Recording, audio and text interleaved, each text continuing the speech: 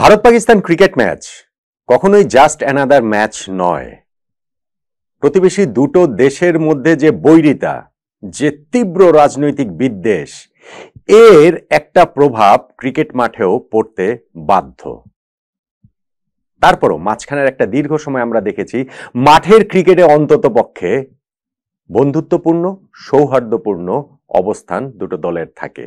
যখন ক্রিকেট মাঠে ভারত পাকিস্তান মুখোমুখি হয় তখন মাঠের বাইরের এই নানান সমীকরণ, নানান মেরুকরণের প্রভাব খুব কমই আমরা দেখতে পেয়েছি। তবে এশিয়া কাপে এই যে রোববার ভারত পাকিস্তান মুখোমুখি হচ্ছে, যখন টস করতে নামবেন সূর্যকুমার যাদব এবং সালমান আগা, তখনও কি জিনিসটা এরকম থাকবে, একই রকম থাকবে?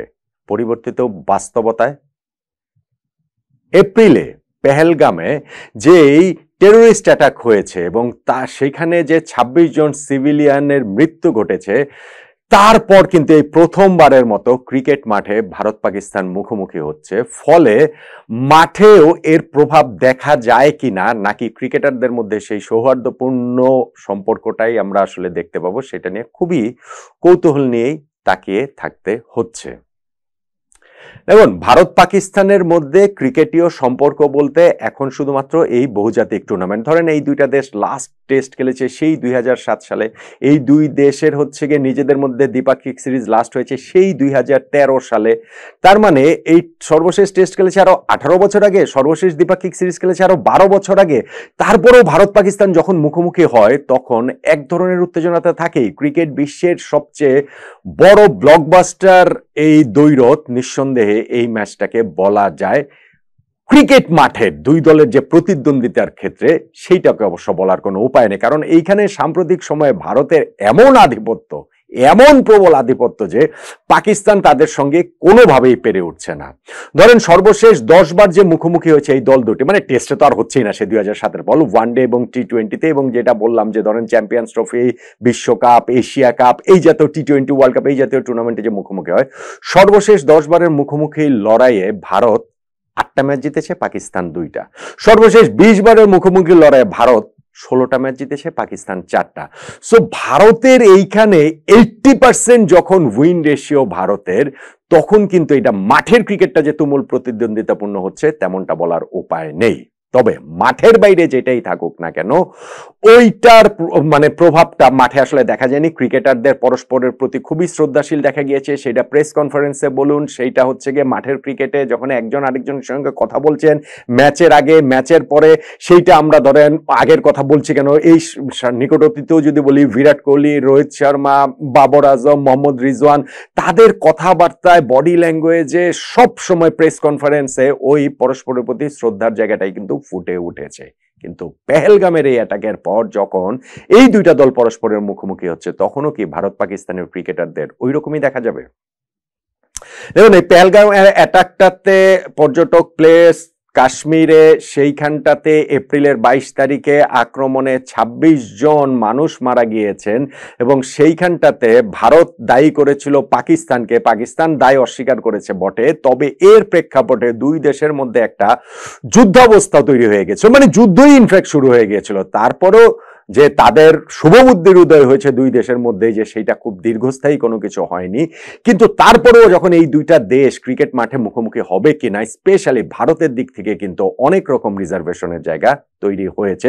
আমি ক্রিকেটের কথা বলছি না, ক্রিকেটের বাইরের কথা বলছি। ভারত যেন এই পাকিস্তানের সঙ্গে ম্যাচ না খেলে, এই ম্যাচ যেন বয়কট করে, এই আহ্বান কিন্তু ইভেন এখনো ভারতে বিভিন্ন গোষ্ঠী তুলছে।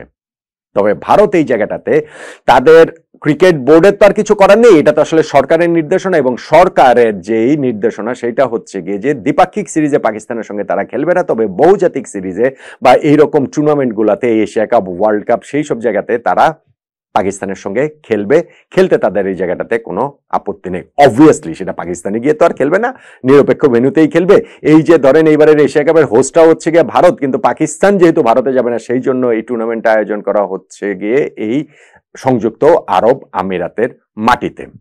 এখন এই জায়গাটা থেকে যে ভারতের এই যেটা বললাম যে বয়কটের আহ্বান রয়েছে, তারপরেও ভারত খেলছে, সেই জিনিসটা আসলে হচ্ছে কেন? সরকারের ডিসিশন তো বটেই, তবে স্পোর্টিং একটা কারণও কিন্তু এইখানটাতে রয়েছে। স্পোর্টিং কারণটা হচ্ছে ভারত অলিম্পিক গেমসের আয়োজক হতে চায়। 2036 সালের অলিম্পিক গেমসের আয়োজক হবার জন্য ভারত তাদের প্রস্তুতিটা শুরু করেছে, তোড়জোড়টা প্রবলভাবেই শুরু করেছে এবং তারই প্রস্তুতির অংশ হিসেবে 2030 সালের কমনওয়েলথ গেমসের আয়োজক তারা হতে চায়।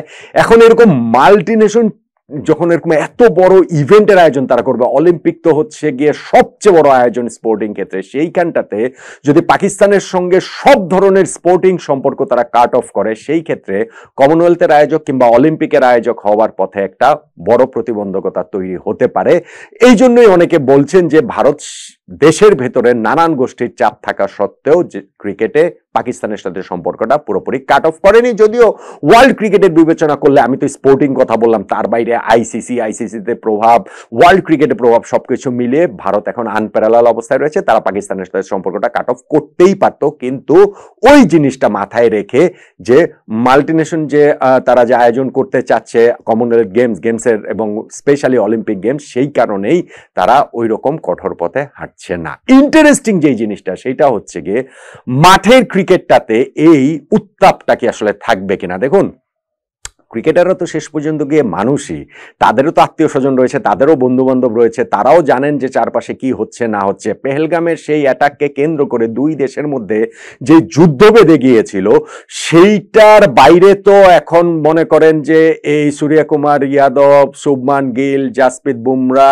কিংবা ধরেন হচ্ছে গিয়ে কুলদীপ যাদব, তারা কেউইতে নেই। সালমান আগা, তাদের হচ্ছে গিয়ে শাহিন শাহ আফ্রিদি, মোহাম্মদ নওয়াজ, হাসান নওয়াজ, কাউকে কিন্তু আপনি এর বাইরে রাখতে পারবেন না।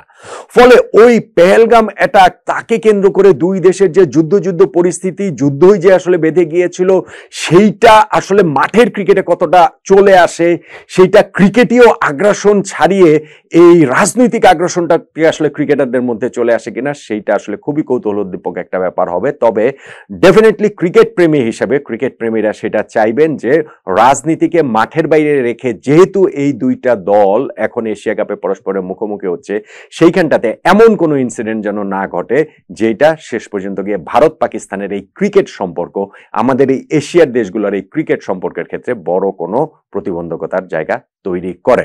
অবশ্যই প্রত্যেকের আবেগের প্রতি শ্রদ্ধা রয়েছে, অবশ্যই প্রত্যেকের যে নিজ নিজ দেশের প্রতি সেই দেশাত্মবোধ, ভালোবাসা, সেই জায়গাগুলো তো আসলে রয়েছে, সেই জায়গাগুলো তো থাকবেই। কিন্তু যখন টস করতে নেমে যাবেন এইখানটাতে সূর্যকুমার যাদব এবং সালমান আগা, তখন সবকিছু একপাশে সরিয়ে ভারত পাকিস্তানের ক্রিকেটাররা শুধুমাত্র ক্রিকেটেই মনোযোগ দেবেন এবং একটা খুব এক্সাইটিং ম্যাচ আমাদের উপহার দেবেন। এক পেশে ম্যাচ নয়, যেটা বললাম সর্বশেষ 10টা ম্যাচের মধ্যে হচ্ছে গিয়ে ভারত 8টা জিতেছে, পাকিস্তান 2টা, 20টা ম্যাচের মধ্যে ভারত 16টা জিতেছে, পাকিস্তান 4টা, এইরকম। এবং এর মধ্যে বেশিরভাগ ম্যাচই আসলে এক পেশেই হয়েছে, সেগুলো না হয়ে খুবই এক্সাইটিং একটা ম্যাচ এই ভারত পাকিস্তান উপহার দিবে। অমন প্রত্যাশা নিরপেক্ষ ক্রিকেট প্রেমী এটা তো করতেই পারেন।